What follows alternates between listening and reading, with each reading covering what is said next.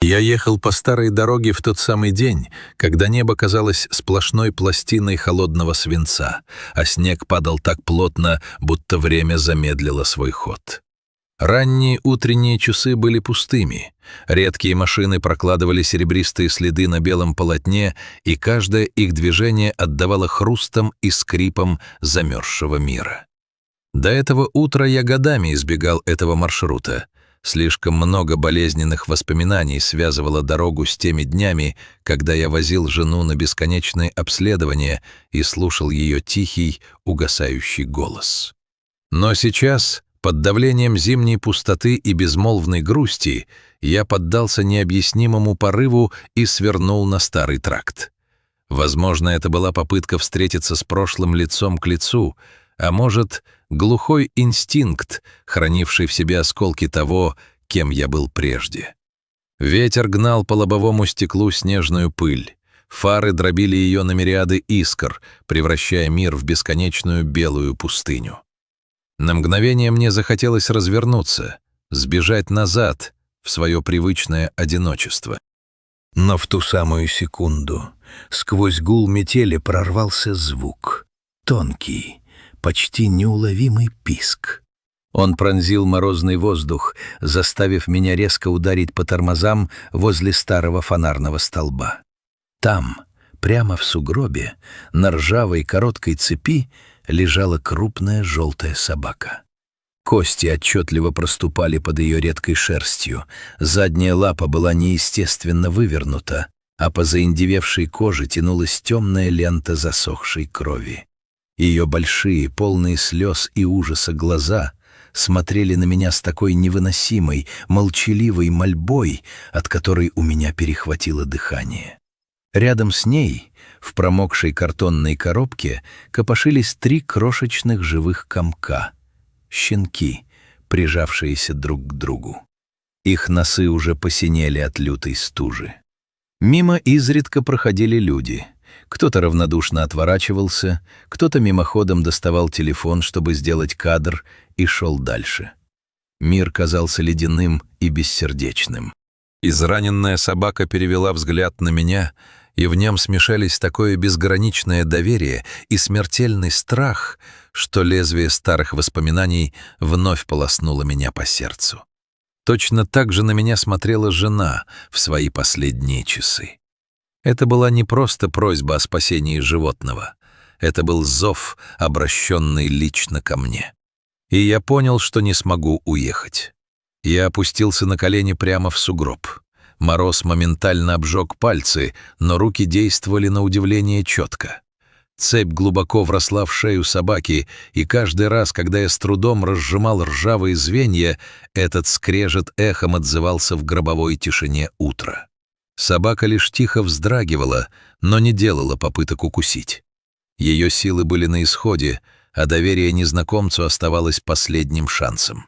В багажнике я отыскал пушистый шерстяной шарф жены, вещь, которую я так и не решился выбросить. Он все еще хранил едва уловимый родной аромат. Осторожно завернув измученную собаку, я прижал к ее груди 3 щенков, пытаясь через ткань передать им крохи собственного тепла. Салон автомобиля превратился в крошечный ковчег. Я включил печку на полную мощность, направив горячий воздух на замерзающих малышей. Вскоре салон наполнился паром от их слабого дыхания. Легкие щенков, согреваясь, заработали ровнее. Я мельком взглянул на часы.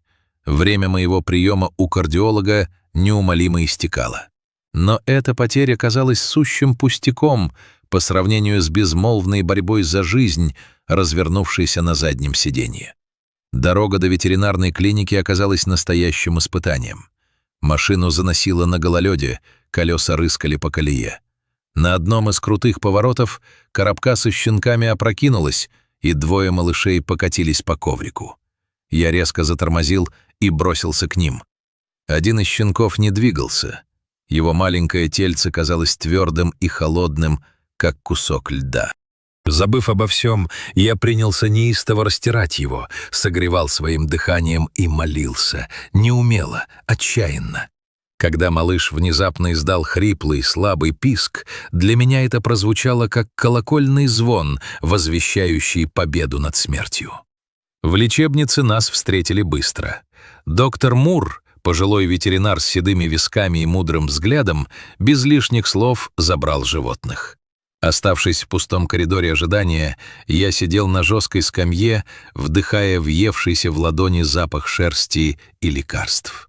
В этом запахе странным образом переплелись моя былая утрата и внезапно вспыхнувшая надежда. Ночь в клинике тянулась бесконечно.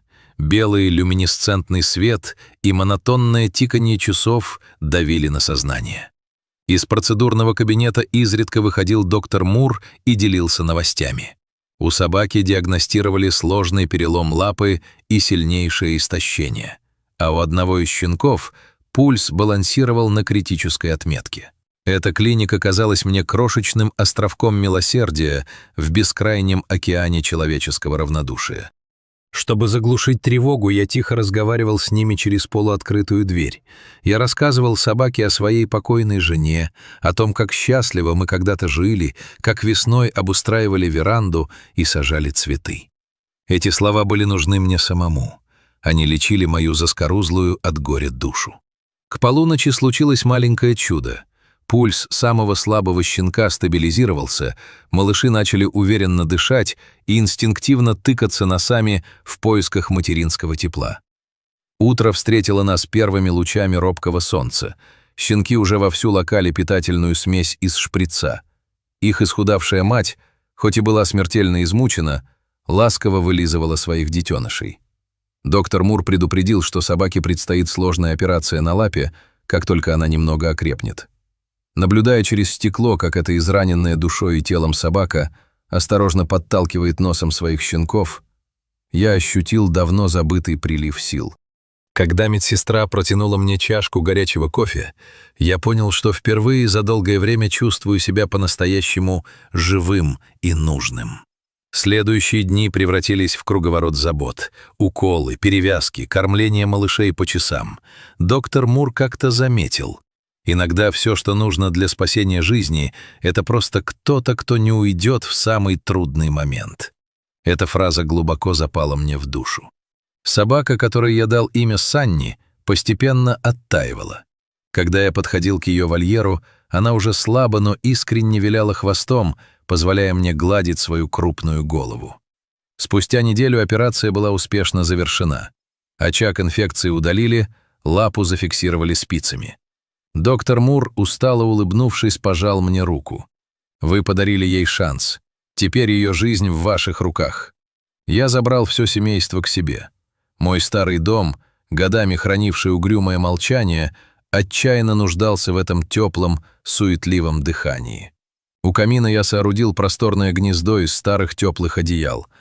Щенки, получившие имена Вера, Надежда и Чудо, быстро освоились на новом месте. Их веселое попискивание, возня и топот крошечных лап полностью разрушили гнетущую тишину комнат. Санни оказалась невероятно умной и благодарной собакой. Несмотря на тяжелую повязку, она бдительно следила за порядком, преданно ходила за мной по пятам и подолгу сидела у моих ног, положив морду на мои колени. Мои ночи теперь были подчинены строгому графику кормлений и смены повязок, но эта усталость приносила несказанную радость. Я продолжал разговаривать с ними обо всем на свете, и, видя, как Санни понимающе наклоняет голову и замирает, вслушиваясь в мой голос, я окончательно осознал: мой затянувшийся траур подошел к концу. Конечно, случались и кризисные моменты. Как-то ночью в камине дотла прогорели дрова, и один из щенков сильно переохладился. Проснувшись от предчувствия беды, я обнаружил его обмякшим и холодным.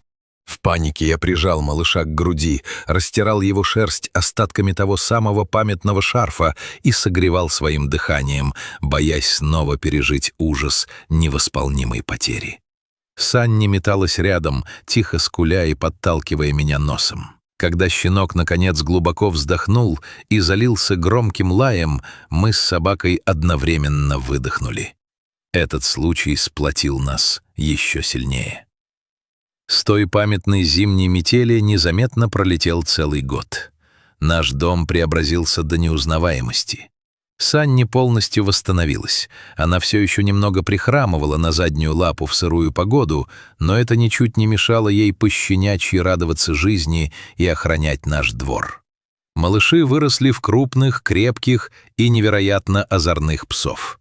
Теперь веранда постоянно содрогалась от их веселых игр, лая и погонь за бабочками. Недавно мы возили Санни на плановый осмотр к доктору Муру. Старый врач долго осматривал ее, а затем с доброй улыбкой произнес: «Невероятное исцеление! Вы совершили настоящее чудо!» «Знаете, доктор», — тихо ответил я, — «это еще большой вопрос, кто из нас кого спас на той заснеженной дороге». На обратном пути я специально остановился у того самого фонарного столба. Сейчас стояло теплое лето, вокруг зеленела густая трава, пели птицы, и ничто не напоминало о том страшном ледяном утре. Но память о нем навсегда осталась в моем сердце как главный урок сострадания. Если бы в тот день я поддался страху и проехал мимо, 4 живые души навеки сгинули бы в сибирском сугробе, а я бы так и остался доживать свой век в добровольном заточении былого горя. Один поворот руля, один шаг в метель изменили абсолютно все.